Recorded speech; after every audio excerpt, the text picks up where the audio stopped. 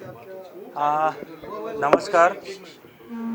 आप सभी को मैं बताना चाहता हूँ कि नांदेड़ ज़िले में और पूरे महाराष्ट्र में अब संचारबंदी लग गई है। इसलिए मेरी सभी लोगों से ये दरख्वास्त है कि अपने घरों में ही रहिए, बाहर निकलने की बिल्कुल ज़रूरत नहीं है। अगर बहुत ही ज़रूरत तभी घर के बाहर निकलिए, और इसमें पैनिक होने की कोई भी ज़रूरत नहीं है, क्योंकि इसमें जो जीवन आवश्यक वस्तु है उन सभी की, जैसे कि मेडिकल शॉप, ग्रॉसरी शॉप, खाने की दुकानें, सब्जी की दुकानें, ये सब खुली रहेगी।